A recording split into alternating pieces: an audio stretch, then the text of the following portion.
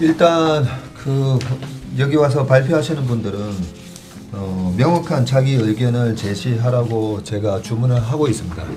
셀이면 셀, 바이면 바이, 스트롱 바이면 스트롱 바이. 하지만 이게 본인의 의견을 확실하게 얘기를 해보고 그게 맞든 틀리든 투자를 할 때 본인 생각에 대한 명확한 결론을 내리라는 뜻에서 바이나 셀 의견을 제시하는 거지.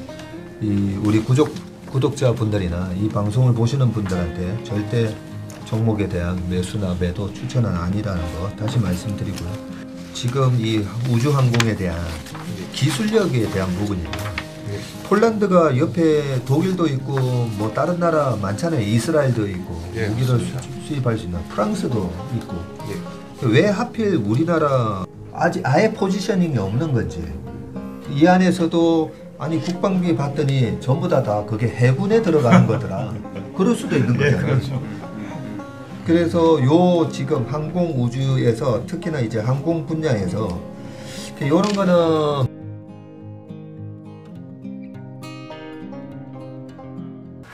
자, 나도 미래 펀드 매니저 오늘 세 번째 순서입니다.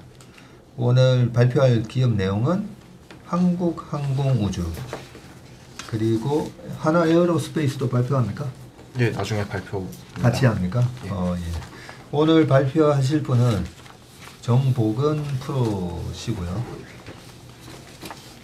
학교를 이쪽 관련된 항공우주 이쪽 나오신 거죠? 예, 항공운항학과 나왔습니다. 운항학과 나왔습니다. 예. 저도 뭐 경영학과 나오고 우리 옆에 계신 분들 다 이쪽은 전혀 아니시죠? 네. 네. 그래서 이 항공운항학과 나오셨는데 한국 항공우주를 특별하게 이 기업 분석한 이유가 있습니까? 일단 가장 친숙한 비행기를 다루는 기업이기 때문에 네. 이 기업을 선택했습니다. 예, 저희도 좀 관심이 많은 게 최근 우크라이나 전쟁 때문에 전 세계가 지금 국방비에 대한 예산에서 국방비 차지하는 비중이 1.5% 정도가 이제 평균인데 우크라이나 전쟁을 보면서 독일부터 폴란드 등 많은 나라들이 야 이거 큰일 나겠다 국방비를 올려야 되겠다 해서 아주 큰 모멘텀이 생겼어요. 예. 근데 그 큰 모멘텀을 반영을 하면서 주가도 올랐습니다. 미국에는 로키드 마틴부터 한국에는 이 한국 항공우주 주가도 최근에 많이 올랐는데 정확하게 이제 우리가 모멘텀은 생겼지만 이 기업의 주가가 또 싼지 비싼지 미래의 매출과 이익을 이미 다 반영한 건지 그런 게 좀 궁금하거든요. 예. 예, 그럼 좀 발표 시작해 주세요. 네, 알겠습니다. 지금부터 기업 분석 발표 시작하겠습니다. 우선 한국항공우주에 대해서 간단히 말씀드리자면은 이 회사의 경우 항공기, 우주선, 위성체, 발사체 등 그리고 그것의 부품에 대한 설계와 제조, 판매, 정비 등의 사업을 영위하고 있습니다. 군수 사업의 대부분은 내수로 구성되었고 수요자는 주로 한국정부 그리고 한국방사청과의 계약을 통해서 제품의 연구개발, 생산, 성능 기량, 후속 지원 등을 수행합니다. 그리고 항공사업의 경우 군용기, 민항기, 헬기 등 항공기를 개발하고 개발된 항공기를 양산하는 항공기 제조 산업과 그리고 운영되는 항공기의 정비 및 개조를 담당하는 MRO 산업으로 구분합니다. 2022년 6월 15일 어제 기준 시가총액은 5조 5,366억 원이고요. 종가는 56,800원입니다. PER의 경우 86.64, PBR은 4.36입니다. 그리고 주주 및 배당에 관한 정보를 말씀드리겠습니다. 주요 주주로는 한국수출입은행이 26.41% 정도의 지분을 가지고 있고요. 국민연금공단의 경우 9.55%, 우리사주조합 지분은 1.74%입니다. 네, 연 배당을 실시하는데요. 2021년 기준 주당 200원의 배당을 했습니다. 다음으로 주요 제품을 말씀드리자면요. 우선 항공 부문에서는 T50 시리즈와 KT1 시리즈가 있습니다. 양 비행기는 대한민국 공군에서 전투기 조종사 양성 훈련 과정에서 사용하는 비행기인데요. T50 시리즈의 경우 인도네시아, 이라크, 태국, 필리핀 수출이 되었고요. KT1 시리즈의 경우 인도네시아, 터키, 페루에 수출되었습니다. 그리고 그 다음은 국산 헬기인 수리온이 있는데요. KUH 사업으로 만들어졌습니다. 현재 군뿐만 아니라 경찰, 산림청, 소방청, 그리고 해양경찰 등의 기관에서 도입해서 쓰고 있습니다. 그리고 또 다른 주요한 제품으로는 보잉, 에어버스와 같은 대형 항공기 제조사뿐만 아니라 다른 민수, 군수 항공기 제조사에도 납품이 되는 항공기 구조물이 있습니다. 사람의 몸으로 치면은 뼈와 같은 부분을 이제 제작하는 역할을 하고 있습니다. 그리고 현재 지금 종이에는 제가 쓰지 않았지만 나온 중에 추가한 건데요. KF-21 체계 개발을 지금 하고 있습니다. KF-X 사업으로 개발 중인 전투기인데요. 이 사업의 취지는 노후화된 F4와 F5 전력을 대체할 목적이고요. 수요의 경우 대한민국은 1차 40기, 2차 80기의 수요를 계획하고 있고요. 인도네시아의 경우 50기를 받을 계획입니다. 이번에 7월에 시제기가 시험 비행을 하는데요. 7월에 시험 비행 성공적으로 마치고 다른 과정이 다 잘 끝나면 2024년 양산할 계획입니다. 그리고 마지막으로 우주 부문이 있습니다. 우주 부문의 경우 발사체와 위성 중에 제가 발사체를 골랐는데요. 요즘 또 다른 핫한 이슈 중 하나입니다. 누리호 관련 이슈인데요. 누리호가 나로호와 또 다른 이제 차이점을 가지는 거는 누리호는 국내에서 이제 발사체를 만들고 시험하고 발사 운영하는 모든 과정을 우리나라가 독자적으로 추진한 최초의 실용위성급 우주 발사체라고 합니다. 그리고 카이는 여기서 체계 총조립과 1단 추진체 탱크 구조체 제작에 참여했습니다. 네, 다음으로 카이가 속한 산업의 특성을 말씀드리겠습니다. 제가 카이를 분석하면서 카이가 세 가지 산업에 속한다고 봤는데요. 첫 번째 경우 방위 산업입니다. 방위 산업의 경우 국가안보와 직결되는 점, 그리고 주요 고객이 정부이고 정부의 국방 정책과 예산 편성에 영향을 받습니다. 기업 분석할 때 우리나라뿐만 아니라 수출국의 보안과도 관련되어서 정보가 제한되는 그런 부분이 있었습니다. 그리고 그 다음은 항공우주 산업입니다. 고도의 기술이 요구되고요. 항공기 한 대에 대수는 적지만 완제품이 고가고 사업 파급 효과가 큽니다. T-50 한 대가 소나타 3,000대 가량의 매출을 뽑는다고 합니다. 그러나 항공우주 산업의 경우 재무 부담과 영업 리스크가 큰 사업인데요. 연구개발비 투자가 많이 필요합니다. 그러나 고객이 국가 또는 항공운항사로 한정되어 있고요. 대규모 투자 기간에 비해서 회수 기간이 길어서 다시 말씀드리자면 재무적 부담과 영업 리스크가 매우 큰 산업입니다. 그리고 또 중요한 포인트인데요. 한국항공우주 산업의 경우 수주업에 속합니다. 수주업의 경우 물품 제조에 앞서서 고객의 선 주문을 필요로 합니다. 즉 여기서 투자할 때 주목해야 될 포인트는 수주 잔고인데요. 향후 매출액을 결정하는 포텐셜입니다. 수주 시기와 매출 시기가 반영되지 않는 점을 유의해야 합니다. 제가 한 리포트에서 본 바에 따르면은 완제기의 경우 매출로 반영되는 데는 1년 반에서 2년의 시간이 걸립니다. 다음으로 사업 부문 간략히 말씀드리겠습니다. 원래 제가 17년도부터 22년도까지 있는 사업 부문을 다 모아서 하려고 했는데요. 카이 한국항공우주 산업의 경우 2020년 7월부터 사업부제를 도입했습니다. 그래서 이렇게 부문별로 나뉜 게 얼마 되지 않았습니다. 첫 번째로 크게는 고정익 부문이 있고요. 회전익 부분이 있고 기체 부문이 있고 기타 부문이 있습니다. 고정익의 경우 날개가 고정됐다고 해서 저희가 흔히 생각하시는 그런 비행기, 대한항공이나 아시아나에서 쓰는 비행기 생각하시면 됩니다. 고정익 부문의 매출의 경우 30.67%를 차지하고 있고요. 회전익 부문의 경우 날개가 회전한다 해서 헬리콥터를 생각하시면 됩니다. 총 매출의 비중은 29.25%를 차지합니다. 기체 부문의 경우 보잉, 에어버스 뿐만 아니라 IAI, 봄바르디어, 걸프스트림 등 다양한 민수 항공기 업체와 그리고 로키드 마틴 그리고 보잉 군수 사업 쪽과 같이 군수 사업 쪽에도 항공기 부품을 수출하는 부문인데요. 비중은 26.93%를 차지하고 있습니다. 기타 부문은 13.15% 차지하는데요. 기타 부문 중에 가장 대표적인 부문은 이제 위성 사업, 그리고 무인 항공기, 시뮬레이터 사업 등이 있습니다. 다음으로 이제 매출 구성에 대해서 말씀드리겠습니다. 여기 매출 구성을 보시면요, 제가 연간 품목별 연간 매출액도과 그리고 매출처별 실적을 나눴습니다. 여기서 일단 품목별 매출액을 보시면요, 2017년을 제외하면요, TO10과 KF21 계열의 매출이 꾸준히 나오고 있는 점을 볼 수 있습니다. 그리고 2019년에서 그 기체 부품 부문의 경우 2019년에서 2020년에 매출이 급감했는데요. 이것은 코로나 영향으로 인해서 보잉사 항공기 수요가 줄어들어서 민항 여객 수요가 줄어들어서 보잉과 에어버스에서 발주가 들어오지 않아서 많이 줄어든 바가 있습니다.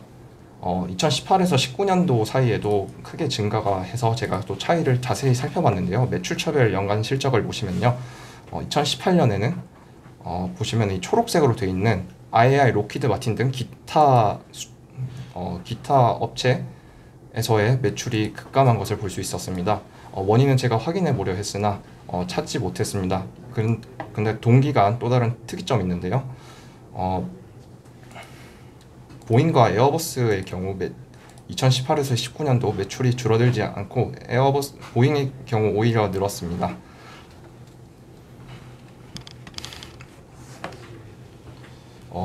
수치로 퍼센트로 말씀드리자면요, 보잉은 108% 증가했고요, 에어버스는 297% 정도 증가했습니다.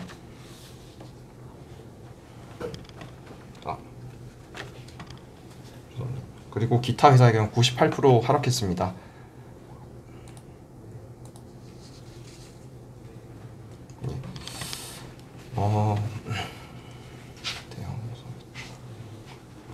그리고 코로나 이전과 이후에 또 차이를 보시면요, 위에 매출처별 연간 실적에서 매니의 방사청, 파란색으로는 방위사업청 등 여기가 내수이고 나머지는 수출입니다. 여기 내수 부문의 비중이 눈에 띄게 늘어난 것을 볼 수 있습니다. 퍼센트로 하면은 코로나 이전에는 36에서 45% 정도였는데요, 코로나 이후에는 67에서 72% 정도로 늘어난 것을 볼 수 있습니다. 제가 별첨으로 넣은 또 수주잔고 변동 추이를 보시면요, 2017년도 기말에서 2020년도 기말까지 완제기의 수주잔고가 감소하는 것을 볼 수 있었습니다. 그리고 다시 2021년도에 신규 수주잔고가 135% 정도 느는 걸 볼 수 있는데요, 이것은 인도네시아와 태국의 T50 수출 계약을 맺었기 때문에 이렇게 늘어난 점을 볼 수 있습니다. 그리고 기체 부품의 경우에도 19년도에서 21년도 수주잔고는 오히려 증가했는데요, 문제는 수주잔고가 있어도 구매 주문이 들어오지 않으면 매출로 반영되지 않습니다. 이 때문에 그래서 항공사 보잉과 에어버스 같은 항공기 회사에서 발주를 넣지 않았기 때문에 기체 부문이 되게 부진한 점을 볼 수 있습니다. 다음으로 간략히 주가 차트를 보시면서 히스토리를 말씀드리겠습니다. 첫 번째 빨간색 박스를 보시면요, 이때 당시 한국항공우주 산업의 회계 부정 논란과 그리고 방산비리 논란이 있었습니다. 이 때문에 주가가 대폭 하락하는 것을 볼 수 있고요. 여기서 주가가 다시 늘어난 부분은 당시 상장 폐지가 되는지 안 되는지에 대한 이슈가 해소되었기 때문에 많이 늘어난 것을 볼 수 있습니다. 두 번째 박스를 보시면요, 여기서는 이제 마리논 추락 사고와 APT 사업 탈락이 있는데요, 여기 처음 이게 대폭 줄어든 부분이 이제 아까 말씀드린 수리온 시리즈의 해병대형인 마리논이 시험 비행 중에 추락하는 사고가 있었습니다. 이 때문에 주가가 또 대폭 하락했고요. 다시 미국 APT 사업, 고등훈련기 사업을 앞두고 T-50에 대한 수출 기대감에 주가가 크게 상승하는 걸 볼 수 있는데요. 이것이 탈락했다는 그 결과가 나오고부터 주가가 또 대폭 하락한 점을 볼 수 있습니다. 그리고 세 번째 박스의 경우 코비드-19 코로나 사태 때문에 주가가 대폭 하락했는데요. 이때 또 주가가 하지만 예전처럼 회복하지 못한 점 볼 수 있습니다. 그리고 2021년 초반에 우주 테마로 인해서 이 주식이 많이 올랐었는데요. 당시에 스페이스X가 상장한다라는 이야기도 있었고 기업 가치가 740억 불에 해당한다라는 그런 뉴스도 있었고요. 아크사에서 아크X라는 우주 ETF를 출시한다는 그런 소식도 있었습니다. 그리고 2022년 2월 달부터 보시면요, 우크라이나 전쟁이 발발한 이후 지정학적 리스크로 인해서 또 방산주가 많이 주목받는 모습을 볼 수 있습니다. 네, 별첨하신 재무제표를 같이 보면서 제가 또 말씀드리겠습니다. 첫 번째 2017년의 경우 영업이익 적자를 기록했습니다. 영업이익 적자가 어떻게 났는지를 찾아봤을 때 일회성 비용으로 인한 그 이익 손실이 크게 났다는 것을 봤습니다. 일회성 손실의 원인은 수리온이 2016년에 미국에서 이제 극한의 상황에서 운용할 수 있는지의 그 시험에서 실격했다는 그 소식에 이제 수리온 납품이 중단됐었습니다. 납품이 지연되었고 또 이라크에 T-50을 수출하는 조건으로 공군 기지를 새로 재건하는 사업을 하기로 했는데요. 이 두 가지가 모두 지연이 되면서 이에 대한 지체 상금이 발생했습니다. 이로 인한 일회성 손실로 영업이익 적자가 발생해서 2017년은 적자로 마감했고요. 2018년의 경우 다시 흑자 전환했습니다. 2017년도에 회계 논란이 터지고 카이가 회계 처리 방식을 바꿨는데요. 저희는 완제기 그 T-50과 같은 완성된 비행기를 뜻합니다. 완제기 부문 매출을 기존 진행률 기준에서 얼마나 인도됐는지 기준으로 이제 변경되면서 그 매출이 반영되는 점도 있고요. 두 번째로는 수리온 2차 양산 납품이 다시 재개가 되었습니다. 하지만 이것도 아까 말씀드린 마리논 추락 사고로 인해서 물량 인도 지연과 또 충당금이 발생했었습니다. 고등훈련기 사업 수주 실패에 따라서 미국 고등훈련기 사업을 위해서 만든 시제기가 무형자산 손상 차손 처리되었습니다. 일회성 손상 차손되었고요. 수리온과 또 경량 공격 헬기 관련 일회성 비용도 실적 부진의 원인이 됐습니다. 그래도 사큐에는 T-50이 이라크 수출을 다시 했다는 점, 그리고 3Q의 수리용 계열 인도분이 4Q로 이전됨이 반영됨에 따라 매출이 성장한 점을 볼 수 있습니다. 다시 2017에서 2018년 기간은 한국항공우주에게 쉽지 않은 기간이었는데요. 다시 이제 그 악재를 말씀드리자면 검찰 수사가 있고요, 회계 논란이 있고, 그리고 수리온 납품 중단 및 이라크 기지 재건 등 공정 중단으로 인한 일회성 비용이 있었고요. 그리고 미국 고등훈련기 사업이 탈락한 점이 있었습니다. 이런 일회성 비용 이슈는 2019년부터 이 이슈가 해소되었습니다. 그래서 이라크의 완제기 수출과 수리온 완제기가 다시 재개되었고요. 이제 2019년의 경우 2018년에 비해서 당기 순이익이 영업이익이 88.25% 상승했습니다. 하지만 2020년 이제 코로나 사태가 터진 이후로 아까 말씀드렸다시피 기체 부문의 군수 매출은 사실 증가했습니다. 태국에 T-50이 납품되었고 KF-X 시제기 생산 돌입했고, 그리고 우리나라가 TA-50 2차 양산 계약하는 등 군수 매출은 참 증가했는데, 기체 부문에서는 이제 매출이 주문이 들어오지 않음에 따라서 기체 부분 매출이 많이 감소했습니다. 이 때문에 매출만 하락한 게 아니라 수익성까지 하락했습니다. 그래서 그리고 2021년의 경우 이제 완제기 수출 사업 그리고 기체 부품 사업이 계속 부진되는 것이 이어졌고요. 인도네시아 및 태국으로부터 완제기를 3.5천억 규모의 수주가 있었습니다. 그래서 보시면 수주 잔고가 조금 늘어난 완제기 부문에서 대폭 상승한 것을 볼 수 있습니다. 그리고 2020에서 2021년을 요약하면은 코로나 사태로 인해서 기체 부문 실적이 부진한 점이 눈에 띄었습니다.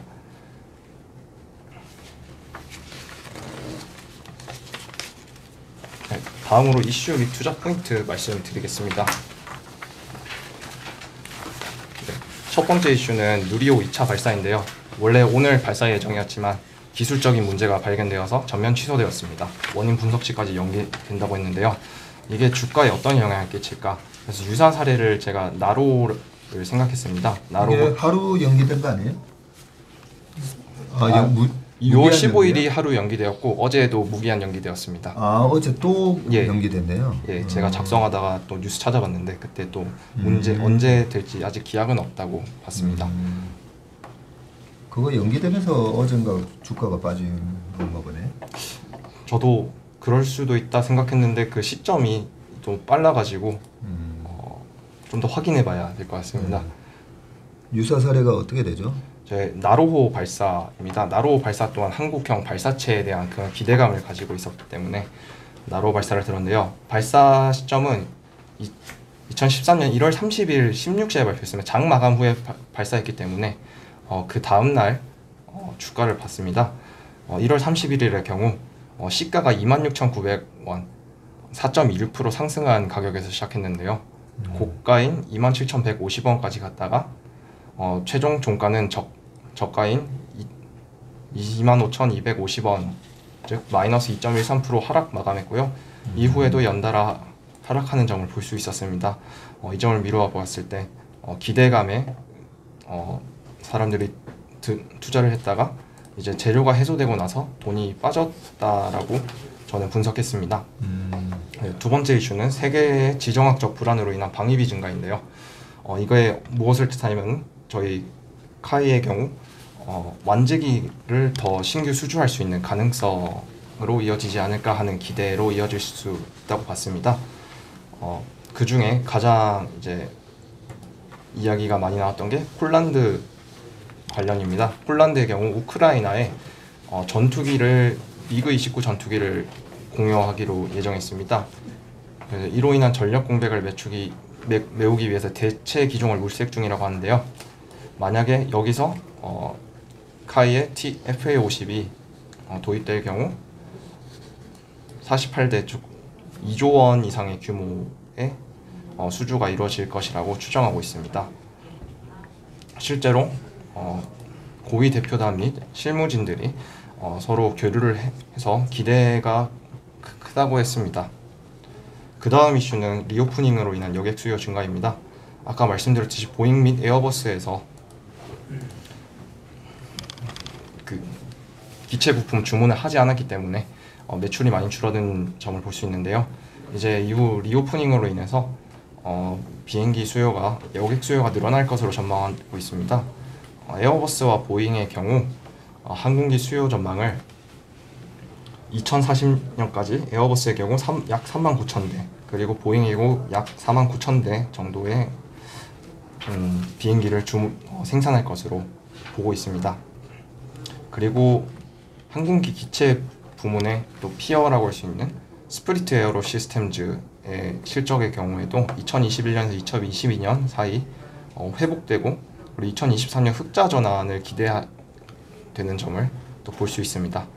제가 여기 쓰지 않았는데요. KF-X 시제기가 이제 7월에 시험 비행을 합니다. 이것이 원활히 이게 성공적으로 이루어질 경우 이제 2024년 양산까지 또 계획대로 잘 진행되고 이후 수주 잔고도 많이 늘어날 것으로 또 기대하고 있습니다. 다음으로 전망 및 밸류에이션 말씀드리겠습니다. 다올투자증권의 리포트와 SK증권의 리포트를 제가 참고했는데요. 2022년에서 2023, 2024년에 보시면은 매출과 수익성이 회복되는 것을 지금 기대하고 있습니다. 이 다올투자증권에서 나온 이 자료는 언제 나온 자료예요? 정확한 날짜를 제가 기억이 안 나는데 6월 달에 나왔습니다. 아, 6월 달에 최근에 나온 예, 거네. SK증권의 경우 5월 31일 날 나왔습니다. 네. 그리고 제가 또 여기서 주목했던 포인트는 여기 가이던스에 부문별 이제 수출이 어떻게 변할지 전망을 봤는데요. 다올의 경우 완제기 수출 잔고도 수출도 늘 것으로 보고 있고, 그리고 기체 부품 수출도 회복될 것으로 기대하고 있습니다. SK증권의 경우에도 완제기 부품과 기체 부품의 수출이 늘어날 것으로 보고 있는데요. 제가 따로 엑셀로 YOY를 해봤을 때 2022년 예상치부터 말씀드리자면은 완제기는 15.2%, 22년에 15.2% 상승, 23년에 25.9% 상승, 24년에 25.7% 상승할 것으로 보고 있고요. 기체 부문의 경우 22년도에 42.18%, 5.2, 그리고 23년도에 5.2%, 24년도에 36% 상승할 것으로 보고 있습니다. 그리고 OP 마진도 5.6%에서 2022년도 5.6%, 여기는 YOY가 아니라 그냥 OPM 값입니다. 5.6%의 OPM을 가질 것으로 보고 있고, 2023년도 6.8% OPM, 24년도에 7.4% OPM으로 또 회복된 값을 가질 것이라고 보고 있습니다. 그래서 이거를 다 봤을 때 저의 결론을 또 말씀드리겠습니다. 그래서 리오프닝으로 인한 기체 부문 실적이 회복세고 완제기 수출에 대한 기대가 있습니다. 하지만 저는 매도 혹은 관망의 의견을 가지고 있는데요. 왜냐하면 최근에 주가가 상승된 이유가 우크라이나 전쟁으로 인한 완제기 수출 가능성, 그리고 누리호에 대한 기대인 것으로 판단했습니다. 그래서 이전 나로호의 경우에도 그렇고, 그리고 우크라이나 전쟁 그 완제기 수출 가능성의 경우 제가 미국 고등훈련기 사업과 비교를 해봤을 때 그 기대로 인해서 주가가 올랐다가 재료가 고갈되면은 급속히 주가가 하락될 것이라고 판단을 했습니다. 그리고 현재 PER 및 PBR 밴드를 보시면요, 주가가 PER 밴드 상단을 통과했고요, PBR 밴드 상단도 조금 통과했습니다. 그래서 고점이라고 판단했고요. 매수를 혹시 생각한다면 더 신중해야 된다라고 결론을 내렸습니다. 이상입니다. 네. 일단 여기 와서 발표하시는 분들은 명확한 자기 의견을 제시하라고 제가 주문을 하고 있습니다. 셀이면 셀, 바이면 바이, 스트롱 바이면 스트롱 바이. 하지만 이게 본인의 의견을 확실하게 얘기를 해보고 그게 맞든 틀리든 투자를 할 때 본인 생각에 대한 명확한 결론을 내리라는 뜻에서 바이나 셀 의견을 제시하는 거지. 우리 구독자분들이나 이 방송을 보시는 분들한테 절대 종목에 대한 매수나 매도 추천은 아니라는 거 다시 말씀드리고요. 제가 좀 질문 드리고 싶은 건 이 PBR 밴드랑 PER 밴드. 저도 뭐 투자 의사 결정을 할 때 반드시 이걸 보거든요. 반드시 보는데 우크라이나 전쟁이라는 게 없을 때랑 우크라이나 전쟁이라는 엄청난 모멘텀이 생긴 거잖아요. 그래서 또 아까 발표하신 내용에 수주 산업이잖아요. 또. 예, 맞습니다. 수주 산업이 되고 수주를 받아놓고 발주가 되고 그게 나중에 이제 매출 인식되는 데까지 한 2, 3년 걸린다고 봤을 때 지금 큰 모멘텀이 생긴 건데 이게 과연 그러면 똑같은 PBR 밴드를 적용하는 게 맞는지 멀티플을 리레이팅 될 수도 있지 않은가, 그 부분에 대한 좀 생각이 들거든요. 그 점에 대해서는 미처 생각하지 못했습니다. 최근 지금 3년간의 이제 PBR 밴드를 들고 오셔서 굉장히 이제 평화로운 시절에 뭐 저 같은 경우에도 똑같아요.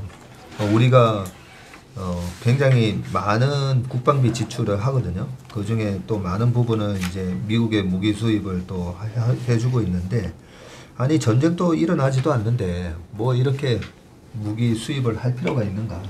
국방비에 대한 지출이 어떻게 보면 좀 결국은 활용하지 못하는 부분에 대한 비용 지출이 아닌가, 뭐 이런 생각을 가져오다가 이번에 이제 우크라이나 전쟁을 보면서 자주 국방이 얼마나 중요하다는 걸 깨달았거든요. 예. 그런 부분에 있어서 각 나라들이 최근에 국방비를 전체 예산에서 GDP에서 2% 이상 올리는 그런 조치가 있었고, 그게 우크라이나 전쟁이 조만간에 끝난다고 해서 또 이런 센티멘트가 없어지려나, 저는 당분간 좀 이어지지 않을까, 뭐 그런 생각도 좀 들긴 해요. 근데 그거는 뭐 알 수는 없는 거니까.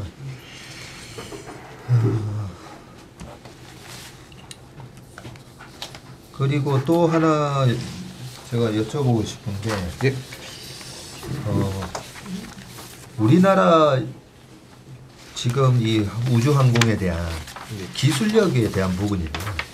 폴란드가 옆에 독일도 있고 뭐 다른 나라 많잖아요. 이스라엘도 있고 무기를 수입할 수 있는 프랑스도 있고. 왜 하필 우리나라 여기 좀 전에 그 500억짜리 20대 5페이지에 5페이지인가요? 예. 5페이지 죄송합니다. 4페이지에 있습니다. 왜 하필 우리 여기 카이 거를 살려고 하는 거예요?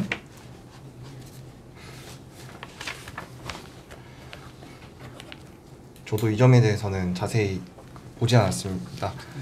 근데 최근에 제가 방금 기사를 봤는데 폴란드와 같이 한국을 방문했던 게, 원래는 한국을 방문해서 최근에 이제 어제인가 이틀인가 저 정확하게 확인해 보겠습니다. 그 한국과 공동으로 전차를 만들자라고 합의하러 또 그런 이야기를 하러 했다는 그런 결과가 나왔다는 걸 볼 수 있어요. 그래서 전차도 만들자고 했어요? 네, 그래서 정확한 기사는 제가 또 보강해서 또 말씀드리겠습니다. 네, 제가 물어보고 싶은 거는 그래서 이게 가격 경쟁력 때문에 하는 건지, 아니면 비싼데도 불구하고 월등한 성능 때문에 하는 건지, 아니면 동일한 성능인데 가격이 가성비가 좋아서 하는 건지. 우리나라 이 카이의 이 완제기에 대한 그 포지셔닝이 어느 정도 포지셔닝인가를 알고 싶은 거예요. 이게 프랑스랑 미국이랑 이렇게 어깨를 겨룰 정도의 기술력을 가진 그런 세계 탑티어 기술인 건지, 그게 좀 알고 싶은데. 원래 T-50의 경우, 제가 이거는 정확한 자료보다는 제가 찾아봤을 때 T-50은 훈련기로는 비싸지만 경공격기로는 가성비가 있다고, FA-50의 경우 이제 경공격기로는 가성비가 있다고 찾아봤습니다. 대신 근데 성능 부분에서는 미사일 사거리가 되게 짧아서 그거는 좀 큰 단점으로 보고 있습니다. 무장에 대한 약점은 있습니다. 오늘 우리 이선엽 부장님을 모셔봤어야 되는데, 그 이선엽 부장님하고 그저께 식사합시다 찍었거든요. 그 이선엽 부장님은 제가 그 식사합시다 인터뷰하는 내내 무슨 국방대학원 교수님 모시고 이렇게, 아니 무기를 다 막 줄줄줄 외우시면서 흑표 전차의 성능이 어떻고 우리나라 자주포가 어떻고 우리나라 이 뭐 KF 지금 24 이런 거 있잖아요. 정말 제가 얘기하다가 국방대학원 교수님인 줄 알았어요. 그분 우리 이선엽 부장님 말씀은 뭐냐면, 큰 모멘텀이 생겼는데 최근에 저도 이제 우크라이나 전쟁 때문에 이렇게 대전차 미사일 제벌린, 제벌린하고 우리나라 형궁 비교해 놓은 거 보면 그 부분에 있어서도 형궁이 제블린보다 가격 면에서나 그 다음에 제블린은 쏘고 나서 다시 재장착하는데 시간이 걸려가지고 적의 탱크를 바로 괴멸시키지 못하면 바로 공격을 받는데요.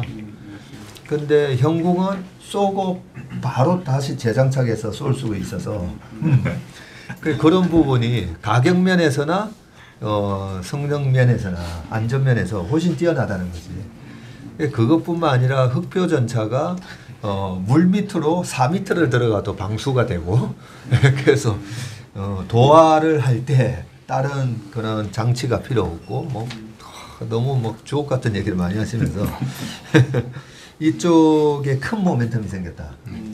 그래서 우리가 그 코로나19 처음 터졌을 때 시젠 같은 거 처음에 2배 올랐다고 저도 아유 다 올란 거 아니냐 했는데 그게 한 15배 올랐잖아요. 좀 그런 모멘텀이 생긴 건 아닌지 그 정도로 이제 뭐 되게 좋게 보시더라고요. 근데 우리 정보건 프로 얘기처럼 이 나로우 사태 저도 이거 딱 나로우가 아니라 이거 뭐였죠? 그때 나로우 맞나요? 네. 2013년? 나로우 맞습니다. 네. 요 발사 때도 제가 기억에도 뉴스에 팔아라는 것처럼 이게 시가가 고가고 그날 플러스 5%에서 마이너스 2% 그리고 그 다음날 줄줄 이렇게 샜으니까 처음에는 이번에 누리호 2차 발사하고 주가가 약간 쉰다고 봤어요. 저도. 네. 그리고 또 하나 리스크는 우크라이나 러시아가 많이 휴전 발표가 나오면 그러면 이제 유가는 빠지고 이런 군수 방위산업 업체도 주가는 일시적으로 확 빠지는 그런 모습이 나오지 않을까. 그런데 수주가 이루어지고 매출이 이루어지는 데까지 앞으로 이제 2, 3년 동안 계속 재무제표상에서 숫자가 이제 꽂히기 시작하면 오히려 뭐 내년 내후년부터는 슬금슬금 또 주가가 올라갈 수 있지 않을까. 예. 뭐 그런 생각을 해요. 그 한화 에어로스페이스도 같이 조사를 한 겁니까 아니면? 그 다음번에 발표를 하기로 했습니다. 네, 그러면 오늘은 일부러 한국항공우주 딱 요 정도 하고 아까 제가 알고 싶은 거 있잖아요. 이게 글로벌 우리가 글로벌 세컨 티어였다가 탑 티어로 올라서는데 이 글로벌라이제이션 모멘텀이 터질 때 10배가 나는 거거든요. 이게 시젠도 15배 이런 것처럼 저도 그게 제일 궁금해요. 우리나라 이 기술력이 인도네시아나 이라크, 태국, 필리핀 이런 데서 뭐 우리나라 고등훈련기나 이런 걸 막 살려고 하는 거잖아요. 보니까. 네, 맞습니다. 그러면 구매했습니다. 얘네들은 못 만드는데 그리고 그 얘기를 하더라고요. 우리 이선 부장님한테 들은 얘기가 막 새록새록 생각나네. 이 방위산업에 어마어마한 국방비를 지출할 수 있는 나라가 우리는 대치상황이잖아요. 그 얘기 하던데 유럽 전체에 굴러다니는 탱크보다 우리나라에 있는 탱크 수가 많다고. 거기 독일, 프랑스 뭐 다 있잖아요. 근데 우리나라에 있는 탱크 수가 많다 뭐 그런 얘기부터 우리가 그 일본이 몰락하면서 일본의 전방산업 배터리의 전방산업이 됐었던 노트북하고 휴대폰 일본 제품이 없어졌잖아요. 그러면서 한국에는 삼성전자, LG전자가 살아남으면서 이 2차 전지의 기술력이 전 세계 1등이 됐던 것처럼 국방비도 그런 게 있다는 거죠. 우리나라는 끊임없이 대치 상황이라서 계속 이렇게 기술력이라든지 캐파라든지 이런 걸 유지할 수가 있었다. 그러면서 다른 나라들의 뭐 이스라엘, 우리, 프랑스 한 5개 국가밖에 없대요. 이 정도 무기를 생산하고 개발할 수 있는 나라가. 그러면 글로벌 탑티어인 거 아닌가 그런 생각이 들고 한화 에어로스페이스 할 때 다시 뵙기로 하고 혹시 질문 있습니까? 저도 좀 보완해 다음 미팅 때 보완해 와야 되고. 예, 저도 뭐 이 섹터나 이 기업을 제대로 보지 않아 가지고 약간 들으면서도 좀 코끼리 다리 만지는 듯한 느낌이었는데 투자 관점에서 네. 그 결국에는 수주를 받아야 되는 거잖아요. 네, 맞습니다. 수주를 받을 수 있는 전방 시장의 크기가 어떻게 얼마나 되는지 물론 국방도 이렇게 얘기하면 굉장히 막연하고 종류가 많지. 브로드 하잖아요. 엄청 많지. 예, 전투기를 잘 만들지 탱크를 잘 만들지 잠수함도 있을 수 있고 하다못해 항공모함. 뭐 총알을 잘 만든다든지 뭐 그런 게 잔뜩 있을 텐데 얘네가 속해 있는 시장의 크기 그리고 그 시장 속에서 얘네만의 경쟁력 그리고 얘네가 하고 경쟁할 수 있는 애들의 캐파 뭐 이런 정도쯤은 우리가 알고 해야 좀 더 이해도가 높아질 것 같아요. 그리고 시총으로 보면 한 5조 5천이거든요. 이게 과연 그 글로벌 시장에서 탑티어권인가 이런 것도 굉장히 궁금하고요.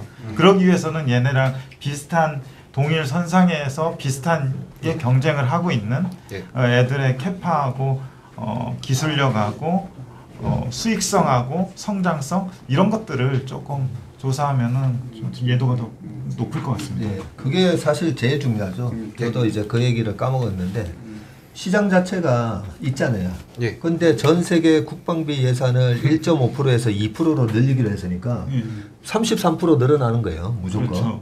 그러면 파이가 33% 늘어나는데 우리가 이 안에서 아예 포지셔닝이 없는 건지 이 안에서도 아니 국방비 봤더니 전부 다 그게 해군에 들어가는 거더라.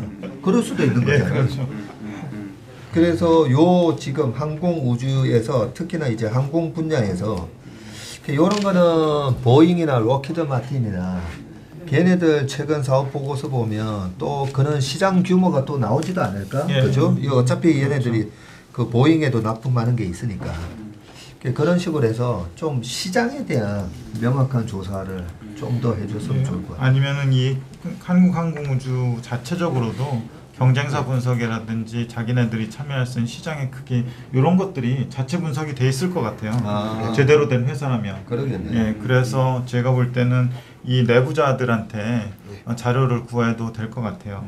물론 이제 뭐 그 중에서 기밀로 하는 자료도 있겠지만 시장 데이터 같은 경우는 웬만하면 있을 것 같거든요. 예. 예, 그런 것도 한번 회사에 직접 문의해서 뭐 컨콜을 듣거나 아니면 궁금한 점을 직접 그 유선으로 물어보거나 하시면 좋을 것 같아요. 알겠습니다.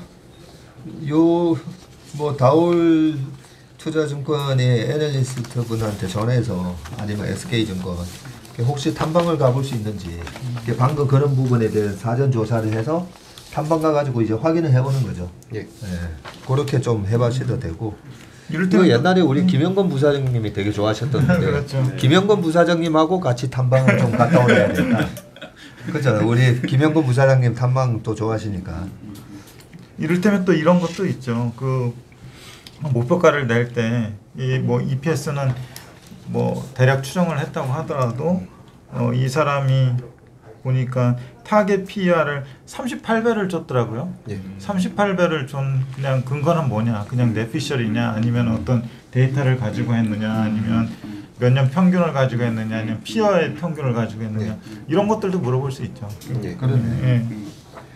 우리나라 전체 예산 규모도 뭐 꾸준히 늘어나는 가운데 국방비에 대한 지출이 계속 늘어나고 거기에다가 전 세계적으로 이래 큰 모멘텀이 생겼으니까 어떻게 보면 PER 뭐 38배면 38% 성장하면 되는 거잖아요. 앞으로 한 3년 동안. 맞습니다.